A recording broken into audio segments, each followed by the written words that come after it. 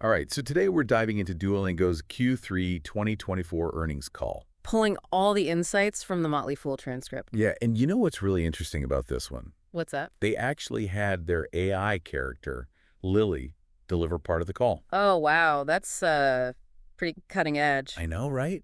It's like straight out of science fiction. Talk about a sign of the times. But before we get into all that AI stuff, let's take a look at the numbers first. Okay, so starting at the financials, Duolingo saw a 54% year-over-year jump in daily active users. 54%. Wow. Yeah, that's huge. Especially considering they were up against some tough comparisons to last year's growth. So that's daily active users. What about bookings and revenue? Also looking good, bookings were up 38% and revenue jumped 40%. Okay, so strong growth across the board. And what about their profitability? Their adjusted EBITDA margin came in at a healthy 24.7%. So they're clearly in a very strong financial position. Absolutely. I mean, 54% growth in daily active users, that's not something you see every day. No, especially for a company as big as Duolingo. No wonder analysts were peppering them with questions about how sustainable this growth is. Right. One analyst even asked if we should be comfortable as long as DAU growth at some point exceeds revenue growth. Basically trying to figure out what normal looks like for Duolingo as it matures. Yeah, exactly. Okay, so growth is clearly a big story here. But let's talk about this AI situation. Yeah, I mean, having Lilly deliver part of the earnings call, that's pretty bold. It definitely grabbed everyone's attention. But it wasn't just a gimmick. Right. Duolingo's CEO, Louis van Ahn, was very clear that AI is a core part of their strategy. Not just for product development, but also for internal efficiencies. Exactly. And they're not just talking the talk, they're walking the walk. Remember that new AI-powered video call feature they launched with Duolingo Max? Yeah. Well, during the call, they revealed that the opening video with Lilly only took 7 minutes to create, thanks to their AI tools. 7 minutes. That's insane. It really highlights how AI can not only enhance the learning experience for users, But also streamline operations and reduce costs for Duolingo. all right, so AI is a big theme here. But let's not forget about Duolingo Max itself. Yeah, that's their new top-tier subscription plan, right? Right. And it's already grown to 21% of their subscriber base. Up from 18% at the end of last year. That's pretty impressive growth. It is. And a lot of that success is likely driven by that new video call feature. Yeah, analysts were really interested in early usage patterns for that feature. They were. And Duolingo shared that English learners are using it twice as much as learners of other languages. Well, that makes sense. They've been very vocal about their focus on attracting more intermediate and advanced English learners. After all, that's where the bulk of the spending is in the global language learning market. Right. Lewis specifically mentioned that their current revenue from English learners is under 50%. Yeah, so there's a significant opportunity to grow that segment. And they're already off to a good start. They have over 2 million daily active users learning English at an intermediate or advanced level. Wow. And they expect that number to continue climbing thanks to word-of-mouth marketing and influencer campaigns? So targeting English learners is a key part of their growth strategy. What else stood out to you from their discussion of user growth and monetization? Well, one thing that really struck me was their focus on resurrected users. Resurrected users, what are those? Those are users who return to the app after a period of inactivity. Oh, okay. So basically people who tried Duolingo in the past. Yeah, and then they came back to it. And how many of their new users are these resurrected users? More than half. More than half. That's huge. It is. It's pretty fascinating. You'd think acquiring completely new users would be their biggest focus. You would. But it seems like people see Duolingo as more than just a one-time language learning app. Right. They might take breaks, but they often come back. It's like Duolingo becomes part of their identity as language learners. That's interesting. It's a testament to the strength of their brand. Yeah, and the stickiness of their product. But it also presents a unique challenge. How so? Well, as Louis pointed out, they haven't really focused on optimizing the experience for these returning users yet. Oh, I see. So there's a big opportunity to improve their onboarding and re-engagement strategies for these resurrected users. And that could further boost their growth. Exactly. All right, so we've talked about AI Duolingo, Max English learners, resurrected users. All signs point to continued growth for Duolingo. Right. But they're not just a North American phenomenon. They're a global brand. What do they share about their performance in international markets? Well, their international growth is actually quite impressive. They're seeing strong performance across all regions. That's good to hear.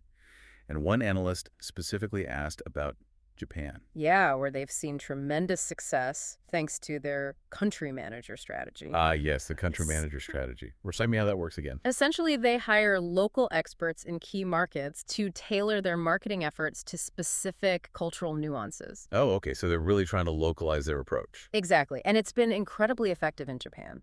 It makes sense. Language learning is inherently tied to culture. So having that local expertise can make a huge difference in connecting with potential users. Absolutely. Yeah. And Lewis emphasized that word of mouth is still their most powerful marketing tool. Yeah. People tell their friends about Duolingo, and that's how they spread. It's like a chain reaction. Exactly. And having those localized efforts just amplifies that effect. So strong financial performance, a bold bet on AI-savvy growth strategies, Mm-hmm. a global footprint. Mm-hmm. Duolingo seems to have a lot going for them, They do. but I can't help but wonder. Yeah. With all this growth, can they actually keep it up? Yeah, that's the million-dollar question. Oh, They've got to yeah. convert those free users to paid subscribers and then keep those subscriptions going. Oh, yeah. Retention was a hot topic. Mhm. One analyst even asked about Duolingo Max specifically, Oh, right, because it's so new. especially with the video call feature. Yeah. Do people stick with it, or is it just a novelty? Well, Duolingo's CFO, Matt Peasley, admitted they don't have enough long-term data on Max yet I see. to really make definitive conclusions about retention. Okay. But he did say that their overall retention rates are stable, Stable is good. which is good news. But I imagine they're hoping for more than just stable with Max. Yeah, Especially since it's priced significantly higher than their super plan. definitely. They believe that the lifetime value of a Max subscriber will be higher than that of a super subscriber. Okay. Well, that's yet to be proven. Right. However, they did share some interesting insights about how they're approaching pricing and plan mix. Oh, tell me more about that. I'm always Okay. fascinated by how companies figure out that sweet spot for pricing.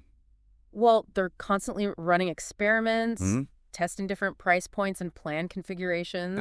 Right. Lewis mentioned that they have a roughly 50% success rate with these experiments. 50%. So that means they're not afraid to try things that might not work out, Exactly. It's a culture of experimentation. not just sticking with what's safe. Right. And it seems to be paying off. How so? Well, their ARPU, or average revenue per user, was flat year over year this quarter. So it's stabilized after a period of decline. Exactly. That's encouraging. Yeah. So are they expecting ARPU to start growing again in the future? They think it has the potential to tick up slightly. Okay. They believe the growing adoption of Super and Max, especially with Max's higher price point, should have a positive impact. Makes sense. But they also acknowledged that foreign currency fluctuations and the mix of users from different regions Right. will continue to play a role. It's a complex equation. It is. But let's circle back to the family plan for a moment. It's now 21% of their subscriber base. Up from 18% at the end of last year. That's pretty significant growth. Mhm. What's driving that? It seems the primary driver has been increased visibility. Okay. They've made the family plan more prominent within the app. So more people are seeing it. Exactly, which has naturally led to more signups. Makes sense. They've also made some usability improvements, which should contribute to better retention over time. So it's not about some big marketing push. It's just about making the family plan more accessible and user-friendly. Yeah, sometimes the simplest solutions are the most effective. Speaking of marketing, did they talk about any changes to their overall marketing strategy? Well, their core approach, which relies heavily on organic social media content, seems to be working well. You mean like those hilarious, slightly unhinged videos they're known for? Those are the ones, and they're mostly created in-house at a very low cost. So they're sticking with what works. But didn't they say they were planning to use a different approach for promoting their intermediate and advanced English content? You're right. They recognize that their usual meme-heavy approach might not resonate as well with that target audience. Right. It's a different demographic. Exactly. For them, they plan to leverage influencer marketing and real-life success stories. Oh, like that video of the guy who learned Russian on Duolingo and then went to Russia and could actually communicate. Exactly. It's proof that Duolingo actually works. Okay, so we've covered retention pricing, the family plan marketing. Yeah. What else did they talk about that you found interesting? Well, we've talked a lot about their DAU growth, but it's important to remember that not all DAUs are created equal. What do you mean by that? Well, some users are highly engaged using the app every day and making significant progress. While others might only use it sporadically. Yeah, that makes sense. During the call, Luis emphasized that they're focused on not just growing DAUs, but also increasing the engagement and stickiness of those users. So they want people to actually use the app and learn. Exactly. They're constantly experimenting with new features and gamification techniques to keep users motivated and coming back for more. Makes sense. It's Yeah, not just about getting people in the door. It's about keeping them engaged and learning. exactly. And that brings us back to the question of whether Duolingo can maintain this incredible growth trajectory. It's a tough challenge. It is. But they've got all the pieces in place, a strong brand, a sticky product, a savvy marketing strategy, and a global footprint. But can they continue to execute at this level? That's the big question. Yeah, And it's one that we'll be watching closely in the coming quarters. absolutely. So as we head into the final part of our deep dive, there's one key element we haven't touched on yet. Yeah, it's the elephant in the room, so to speak. Yeah. All this talk about AI growth and global expansion leads us to the crucial question of how are they going to balance all this investment in AI with their profitability goals? It's a good question. And it's one that analysts brought up during the call. I bet. Remember, Duolingo has set an ambitious, long-term adjusted EBITDA margin target of 30–35%. Right. They want to grow and be profitable, But they're also pouring resources into AI research and development. which can be a bit of a gamble. Exactly. And the Right. cost of AI, especially the inference part. The inference part. Yeah, basically actually running the AI models has been a big factor. Okay. But here's where it gets really interesting. What's that? Those inference costs are actually declining. Wait, so as AI gets more powerful, it also gets cheaper to run. It does. It seems counterintuitive, but that's the trend we're seeing. Interesting. And Duolingo is betting that this trend will continue.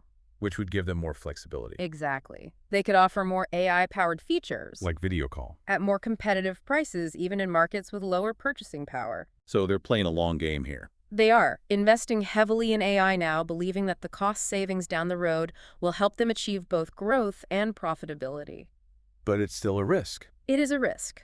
They'll need to carefully manage those costs while also ensuring that their AI features are actually delivering value to users. Right. They can't just throw AI at everything and expect it to magically solve all their problems. No, it goes back to what we were discussing earlier about user engagement. Right. AI can be a powerful tool. But it's not a silver bullet. Duolingo still needs to make sure their product is fun, effective, and keeps users coming back for more. Exactly.